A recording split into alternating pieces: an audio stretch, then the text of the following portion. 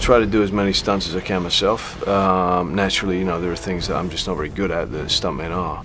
And so, you know, you want to go with who looks more spectacular.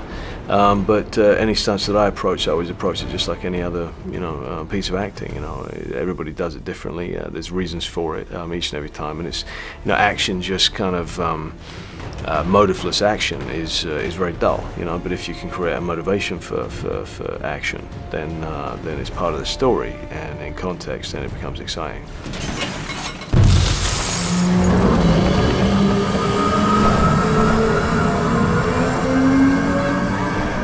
What is interesting about Batman is always his temptation to turn to the dark side. You know, I mean, in many ways he has turned. He has this great violence and rage inside of him, which he channels into the Batman creature. He just has to try and keep himself in check and restrain himself from actually killing people, because that is his one rule. He realizes that if he breaks that rule, then he has ceased to have any of the inherited altruism of his parents, you know.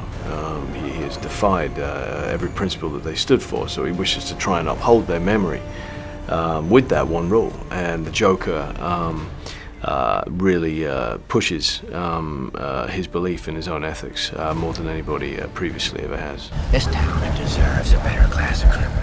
Why don't we cut you up into little pieces and feed you to your pooches? Heath was wonderful, you know. He's given a portrayal of the Joker that I think improves upon anything that anyone has given before.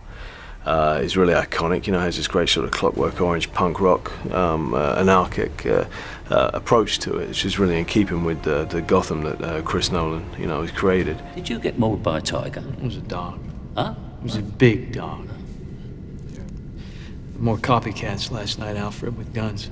Why don't you hide him and take the weekend off? Michael is a very funny guy, you know, by himself, and the character of Alfred, there's duality throughout the entire movie, and there's duality within Michael's character as well. You know, he's Alfred the butler. He serves Bruce Wayne, but because Bruce does not have a father, he also has become a kind of a transferred father figure, so he has a duality with himself as well. And Michael, you know, he's a very funny man himself, and so we just brought that out on the screen.